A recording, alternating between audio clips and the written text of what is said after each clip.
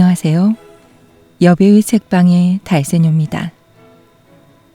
오늘 달세뇨가 읽어드릴 신간 도서는 일본의 의사이자 작가인 나스카와 소스케의 너를 지키려는 고양입니다. 일본에서 340만 부 이상 판매된 베스트셀러 작가인 이 책의 저자 나스카와 소스케는 일명 책 고양이 시리즈 3부작을 구상했다고 하는데요.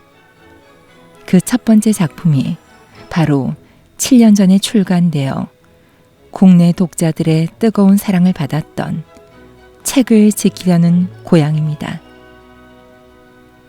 책을 지키려는 고양이가 책이라는 매개체를 통해 인간의 마음을 동화적이면서도 미스터리하게 그려냈다면 이번 후속작인 너를 지키려는 고양이는 외톨이 소녀 나나미를 주인공으로 매혹적인 도서관의 비밀과 말하는 고양이와의 위험천만한 모험을 통해 책의 가치를 상징적으로 드러내고 있습니다.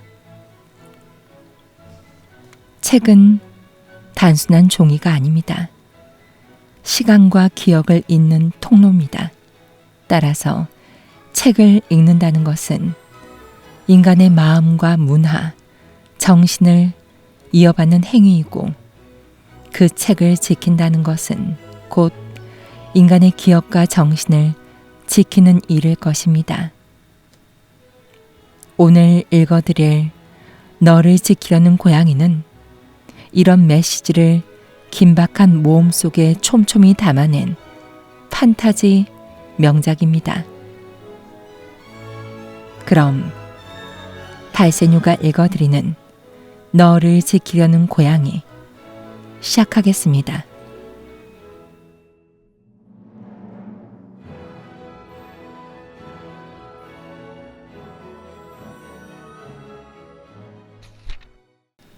최근 들어 책이 없어지고 있다. 아무래도 그건 사실인 듯하다. 나나미는 눈앞에 있는 책장에 시선을 고정한 채 가볍게 팔짱을 끼고 생각에 잠겼다. 요즘 들어 도서관에서 책이 없어지고 있는 것이다. 아무래도 라는 등, 듯하다 라는 등 딱 부러지게 말할 수 없는 이유는 증거가 확실하지 않아서다. 어쨌든 이 오래된 도서관은 어마어마한 장서를 보유하고 있다. 더구나 도서관의 일이란 진열된 책의 먼지를 터는 게 아니라 일반 시민들에게 책을 대출해 주는 것이므로 책은 책장에 꽂혀 있기도 하고 꽂혀 있지 않기도 하다. 나나미가 도서관장이라면 대출 이력을 확인하면 되고 유능한 명탐정이라면 타고난 추리력으로 사실을 밝혀낼 수 있으리라. 하지만 안타깝게도 나나미는 하굣길에 도서관에 들르는 평범한 중학교 2학년생에 불과하다. 단지 어렸을 때부터 책을 좋아하는 아버지를 따라 도서관에 자주 왔고 지금은 하굣길에 일과처럼 들르기에 책장에 꽂혀있는 책의 변화에 매우 민감하다. 이 점만은 도서관장보다 정확하고 명탐정보다 유능하지 않을까. 맨 처음 눈에 띈 것은 책이 꽂혀 있어야 할 책장 여기저기에 구멍처럼 뚫려 있는 빈틈이었다. 다음에는 그 빈틈이 언제까지나 그대로 있다는 걸 알아차렸다. 아동 문학 선반에서 스티븐슨의 보물섬이 사라졌다. 하얀 책등이 아름다운 빨강머리 앵과 네모 선장이 활약하는 해저 이말리 또한 아무리 기다려도 돌아오지 않았다. 그림책 코너에서는 나나미가 좋아하는 집에 있는 부엉이와 프레드릭이 없어졌다. 문학 서적 코너에서는 수레바퀴 아래서와 노인과 바다도 보이지 않았다. 모든 책장에 여기저기에서 빈틈이 눈에 띈 것이다. 책을 빌려가는 사람이 갑자기 많아진 걸까? 가슴 속에서 솟구친 의문을 나나미는 조심스럽게 밀어냈다. 이 도서관은 건물 자체는 크고 서적도 많이 보유하고 있지만 시설은 오래되었다. 건물이 낡은 데다 공조 시스템이 툭 하면 고장나는 바람에 구석진 곳은 곰팡내가 나고 전구가 나가서 어두컴컴한 곳도 있었다. 이제 와서 이용자가 늘어날 이유도 없고 실제로 넓은 관내는 여느 때처럼 매우 한산했다. 이상한 점은 어른들 중에서는 이런 변화를 알아차린 사람이 없다는 것이다. 도서관 직원들은 바쁜 얼굴로 주어진 업무를 해낼 뿐 관내의 변화에 주의를 기울이지 않았다. 어떻게 된 걸까? 작은 주먹을 턱에 괴고 나나미는 일부러 소리내어 말해봤다. 물론 소리내어 말한다고 해서 누군가 대답해 주는 것은 아니다. 천천히 고개를 돌리자 커다란 철제 책장에는 책이 빼곡히 꽂혀 있고 딱히 달라진 점은 보이지 않았다. 하지만 통로를 조금 걸어 다니다 보면 이가 빠진 것처럼 책장 군데군데 빈틈이 눈에 띈다. 도서관을 구석구석까지 꿰고 있는 나남이라서 알아차렸는지도 모르지만 어쨌든 달라진 것만은 확실하다. 책은 분명히 없어지고 있다. 책을 확인하는 편이 좋겠다고. 도서관 1층 접수처에서 사서인 하무라 노인의 목소리가 울려 퍼졌다. 목소리가 그렇게 크진 않았지만 1층 정면에 있는 접수처 천장이 2층까지 뚫려 있어서 하무라 노인의 쉰 목소리가 크게 울렸다. 하지만 목소리가 아무리 커도 원래 이용자가 많지 않아 특별히 신경 쓰는 사람은 없었다. 마침 뒤쪽을 지나가던 노부인이 힐끔 쳐다본 정도였다. 나나미는 최대한 아무렇지 않은 말투로 대답했다. 있어야 할 책이 없어요. 아마 한두 권이 아닐 거예요. 카운터 너머에 앉아있던 하무라 노인은 돋보기 안쪽의 눈을 가늘게 뜨더니 교복 차림의 소녀를 잠시 쳐다봤다. 그래, 그건 아주 심각한 일이구나. 그러고는 들고 있는 파일로 시선을 돌리고 바쁘게 뭔가를 쓰면서 말을 이었다. 하지만 나나미 양, 책장에 책이 없다고 해서 소란을 피운다면 앞으로 책을 빌려갈 수 없지 않을까? 처음엔 무슨 말인지 몰라서 나나미는 고개를 갸웃거렸지만 이내 하무라 노인의 유머임을 알아차렸다. 그것도 비아냥거림이 잔뜩 담긴 유머였다. 나나미 양 잘 들어. 파일을 덮고 얼굴이 든 노 사서는 나나미를 똑바로 쳐다보더니 삐죽삐죽 자라난 하얀 턱수염을 매만지면서 말했다. 여긴 도서관이야. 이곳에 온 사람은 책을 빌리고 싶으면 간단한 절차를 밟아서 곧바로 가져갈 수 있지. 즉 책은 책장에 있기도 하고 없기도 해. 어린이집에 다니던 네가 아빠랑 같이 와서 아주 배고픈 애벌레를 빌려갔을 때부터 이 규칙은 변하지 않았어. 혹시 잊어버렸다면 저기 벽에 붙어있는 이용 규칙이란 걸 다시 읽어보겠니? 오늘은 꽝이군. 나나미는 머릿속으로 냉정하게 생각하면서 한숨을 쉬었다. 하무라 노인은 단순한 사서가 아니다. 도서관에 수십 년이나 근무한 뒤 퇴직하고 나서도 접수처 일을 맡고 있는 이른바 이 오래된 도서관에 살아있는 사전이다. 성격이 까다롭고 변덕스러우며 뒤틀린 점을 제외하면 나쁜 사람은 아니다.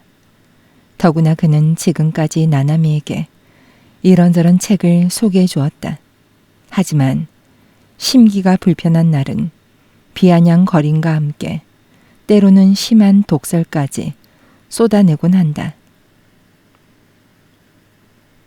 오늘은 분명히 꽝인 날이다. 노 사서는 뼈마디가 앙상한 손으로 파일의 표지를 탁탁 두들기면서 말했다. 애당초 말이야. 이 도서관은 나처럼 늙었어. 늙으면 지치고 피곤한 게 당연하고 건망증도 심해지는 법이라고. 책이 좀 없어져도 신경 쓰지 않고 위로해 주는 게 젊은 사람의 역할이 아닐까. 이거 길어지겠군. 나나미의 머릿속은 이미 접수처를 떠나서 2층의 영국 문학 책장 앞을 거닐고 있었다. 지금 읽고 있는 폭풍의 언덕은 오늘이나 내일이면 다 읽을 것 같으니 다음에 읽을 책을 정해야 한다. 단, 다음에 어떤 책을 추천해 줄지 묻는 일은 그만두는 편이 좋을 것 같다. 우리 도서관에 신경 써주는 건 고마운 일이지만 이쪽도 일이 산더미처럼. 노 사서가 입을 다문 이유는 나나미의 주머니에서 스마트폰이 작게 울렸기 때문이다. 전화가 온 건 아니다. 나나미가 설정해 놓은 알람 소리다. 나나미는 재빨리 가방 속에서 흡입제를 꺼내 입에 대고 숨을 들이쉬었다. 하루에 몇 번씩 기관지 천식약을 흡입해야 한다. 아침 저녁은 괜찮지만 오후에 추가 흡입제는 가끔 잊어버려서 심한 발작을 일으킬 수 있으니 알람을 설정해 두라고 아버지에게 귀가 따갑도록 들었다. 하무라 노인은 나나미가 약을 다 흡입할 때까지 기다린 뒤 약간 부드러운 말투로 덧붙였다. 책장은 나중에 확인하지.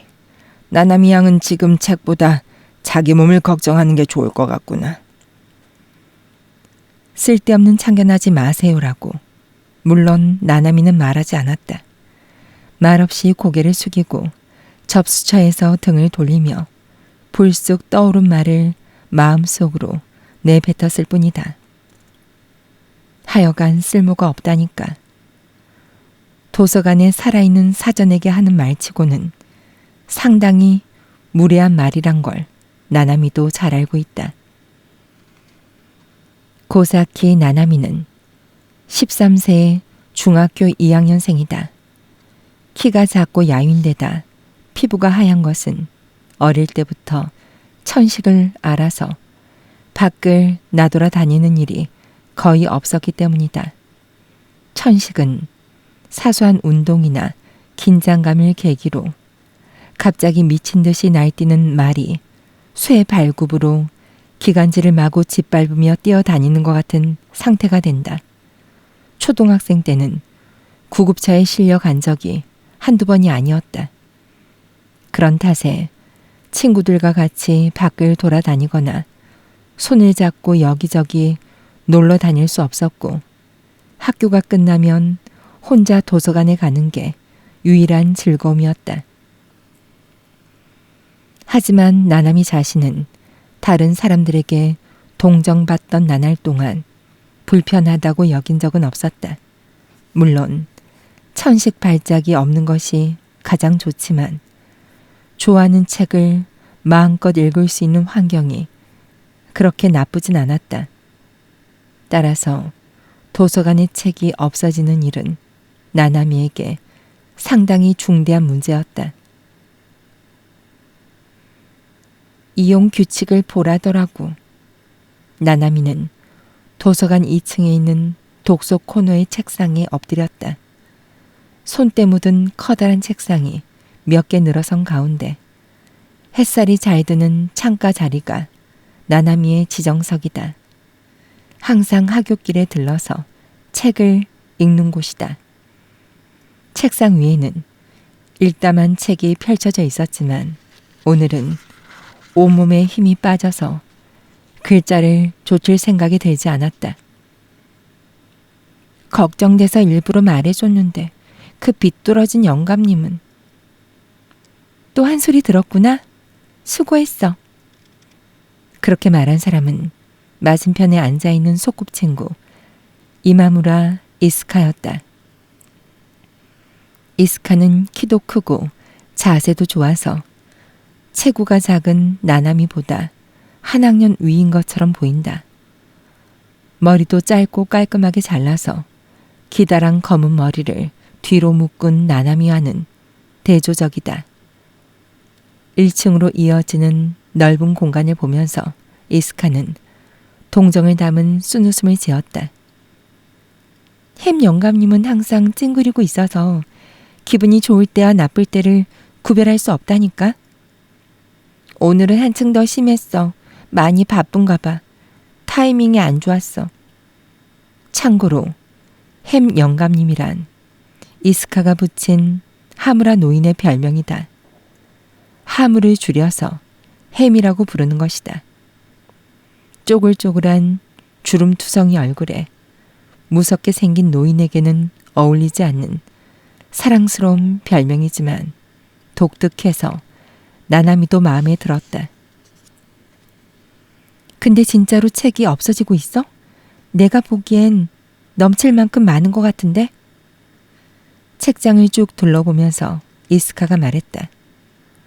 독서 코너의 바깥쪽에는 좁은 복도를 사이에 두고 투박한 철제 책장이 쭉 놓여 있다. 각각의 책장 측면에는 일본 문학, 경제, 철학, 민속 자료 등 다양한 팻말이 붙어 있어서 폭이 깊은 선반에 상당히 많은 책이 들어있음을 알 수 있다.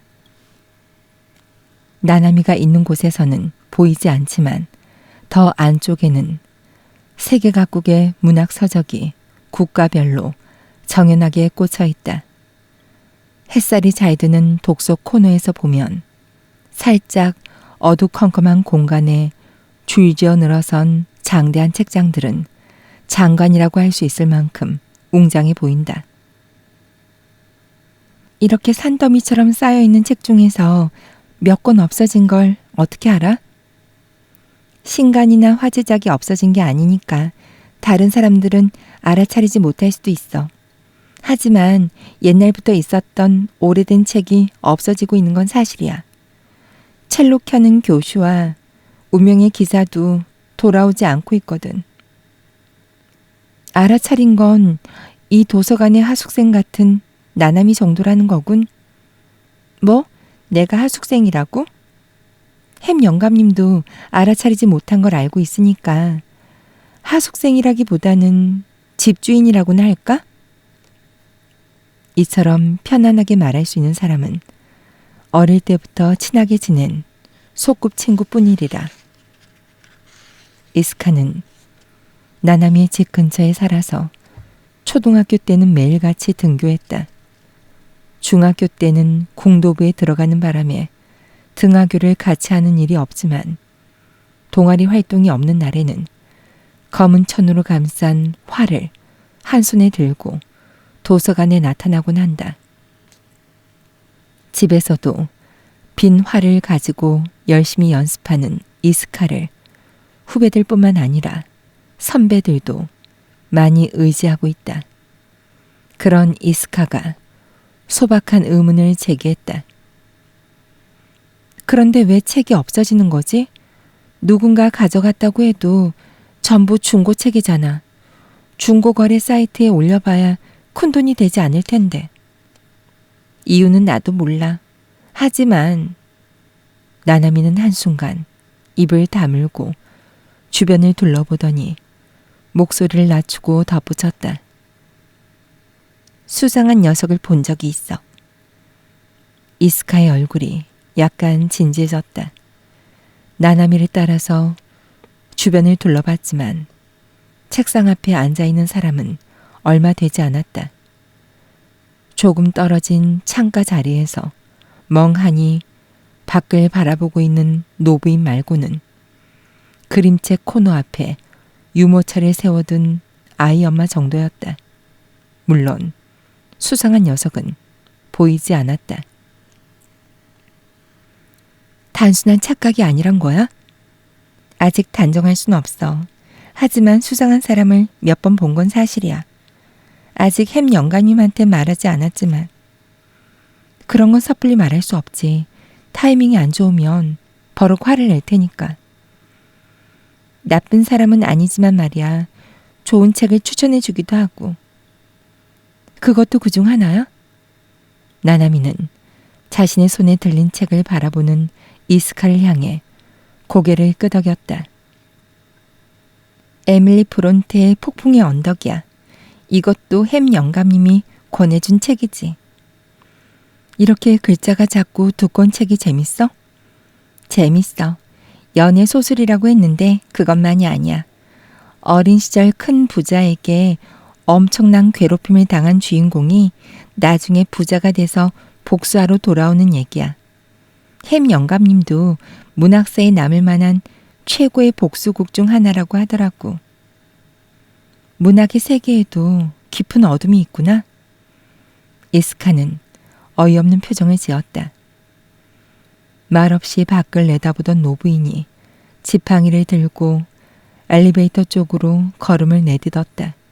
그것을 보고 이스카도 자리에서 일어섰다. 나도 그만 갈게. 숙제 안 하고? 오늘은 부모님 모두 늦게 오시거든. 동생 목까지 저녁 부탁한다고 메시지가 왔어. 여전히 부모님 모두 바쁘시구나. 힘들겠다. 그렇지 뭐. 하지만 네가 더 힘들잖아. 넌 엄마가 없으니까. 이스카는 벽에 세워둔 활을 집어들면서 태연하게 말했다. 이스카의 말처럼 나나미는 어렸을 때 어머니가 돌아가셔서 아버지와 둘이 산다. 이런 말을 거리낌 없이 할 수 있는 것도 소꿉친구의 장점이다. 엄마가 없는 집은 상상도 할 수 없어. 무지무지 힘들 것 같아. 그렇지도 않아.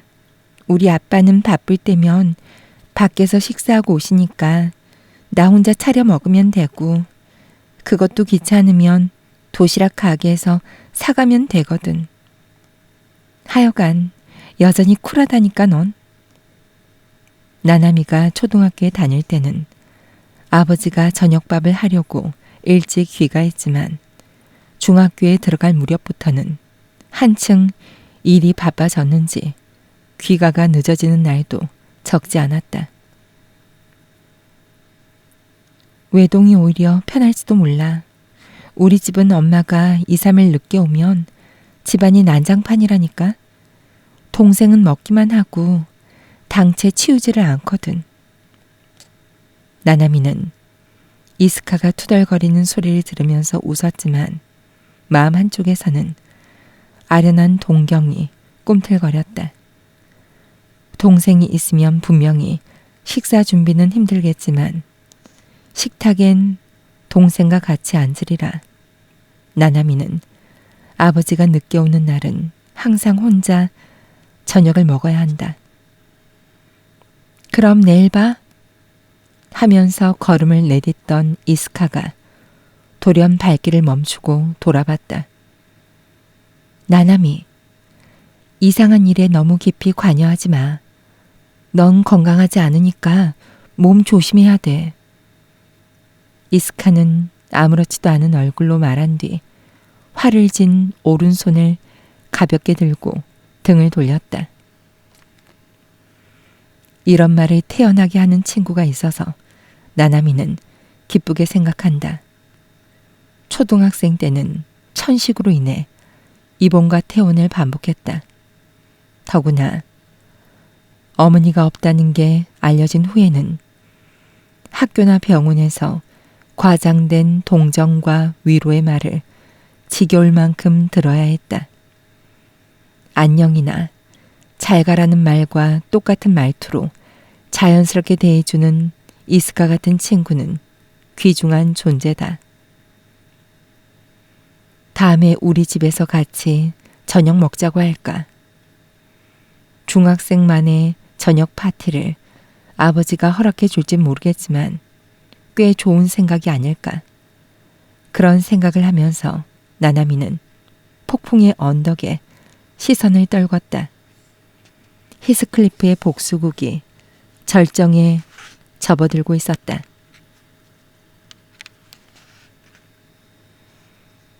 책상 주변은 어느새 옅은 꼭두선이 빛으로 물들었다. 나나미가 고개를 들었을 때는 해가 완전히 기울고 단독주택의 지붕 위로 저녁놀이 펼쳐져 있었다. 창가의 공기도 온도가 내려간 듯했다. 겨우 며칠 전에 길가의 나무들이 단풍으로 옷을 갈아입었다고 생각했는데 계절은 어느새 겨울의 입구에 접어들었다. 화창한 날은 낮엔 지낼만 해도 해가 저물면 순식간에 냉기가 엄습한다. 나나미는 추위를 싫어하진 않지만 건조함은 천식의 천적이라서 겨울 자체는 좋아하지 않는다. 하지만 덥든 춥든 한정된 행동 범위에는 별다른 변함이 없다. 교복이 동복으로 바뀐 다음에는 시간이 흐름에 따라 코트나 머플러가 늘어나는 정도다. 어쨌든 파란만장한 폭풍의 언덕이 클라이맥스를 맞이한 가운데 어느새 시간이 훌쩍 지난 모양이었다. 창밖에서 아이들의 환호성이 희미하게 들리는 것은 도서관 바로 옆에 초등학교 운동장이 있어서다. 해가 저물 무렵에 기다란 그림자를 끌면서 열심히 축구공을 쫓아가는 소년들의 모습이 가로수 너머로 보였다. 시선을 옮기자 햇살이 스며드는 깊숙한 실내 안쪽에는 사람의 그림자가 보이지 않았다. 창가에 있던 노부인도 그림체 코너에 있던 아이 엄마도 이미 집으로 돌아간 모양이다. 하지만 이 오래된 도서관에서 텅 빈 실내는 보기 드문 일이 아니다. 벽시계가 폐관 시각인 6시 조금 전을 가리키고 있는 걸 확인하고 나나미는 폭풍의 언덕의 책장을 덮었다. 책을 가방에 넣고 돌아갈 채비를 하는데 조금 떨어진 책장 앞에 한 남자가 서 있는 것이 보였다. 회색 양복을 입은 탄탄한 체격의 남자였다. 이쪽을 등지고 있어서 얼굴은 보이지 않았지만 나나미는 거의 반사적으로 마음속으로 소리를 질렀다. 저 녀석이다. 지금까지 종종 도서관에서 봤던 남자다. 주름 하나 없는 회색 양복과 똑같은 색의 고풍스러운 사냥모 덕분에 평범한 직장인이라기보다는 조금 지위가 있는 사람 같았다. 그것 말고는 특별한 점은 없었지만 저 남자가 도서관에 나타난 다음에는 항상 책이 없어진다는 것을 나나미는 알고 있었다. 이스카한테 말한 수상한 녀석인 것이다. 책 도둑이라고 정해진 건 아니지만 일부러 그렇게 생각한 것은 쿵쾅거리는 심장소리와 긴장감을 억누르기 위해서였다. 남자가 책장 안쪽으로 사라진 순간 나나미는 독서 코너에서 조용히 나와 남자가 있던 곳까지 다가갔다. 청소년용 추리소설을 모아놓은 그 주변에는 에도가와 람포와 아서 코난 도일의 작품이 꽂혀 있었다. 눈에 익은 책장을 둘러본 나나미는 곧바로 얼굴에 찡그렸다. 쭉 늘어선 셜록 홈즈 전집 옆으로 시선을 돌린 순간 텅 빈 공간이 눈에 들어왔다. 셜록 홈즈 전집과 나란히 꽂혀있던 궤도 리팽 전집의 앞부분 10권이 모조리 모습을 감춘 것이다. 전 30권 시리즈 중에 3분의 1이 사라졌다. 책이 없어졌다고 해도 이만큼 한꺼번에 사라진 적은 없었다. 궤도 리팽. 이 전집은 나나미가 아주 좋아하는 책이다. 변장과 무술의 달인인데다 도둑이면서도 가난한 사람이나 힘든 사람을 도와주는 궤도 신사는 초등학생 나나미에게 완벽한 히어로였다.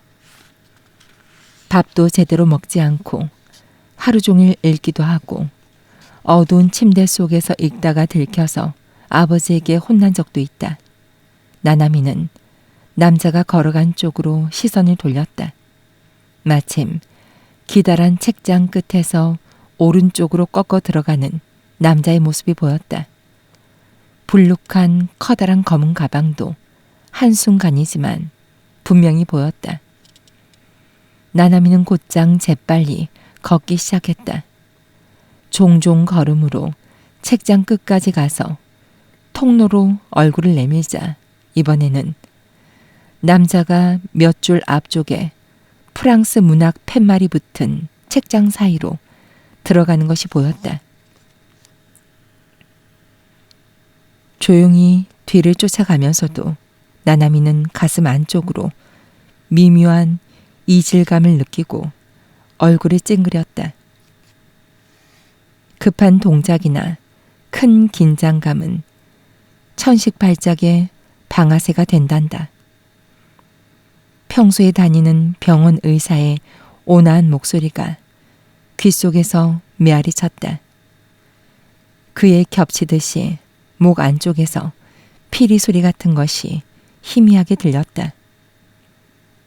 그렇지만 나나미는 걸음을 멈추지 않았다. 프랑스 문학 팻말 밑에 도착한 순간 피리 소리는 바람을 가르는 날카로운 소리가 되어 폐 전체로 퍼져나갔다. 틀렸나? 밖으로 나온 목소리가 이미 쉬어 있었다. 위험하다는 신호였다. 나나미는 오른손을 주머니에 넣어 발작용 흡입제를 꺼냈다. 재빨리 약을 흡입한 뒤 책장 측면에 등을 기대고 거친 호흡을 가다듬었다. 공황 상태에 빠져선 안 된다. 천천히 10초를 세는 사이에 더 악화되지 않는다는 걸 확인할 수 있었다. 탐정 노리는 무리인가? 그렇게 중얼거리자 온몸에 힘이 빠지면서 나나미는 책장에 기댄 채 그 자리에 주저앉았다.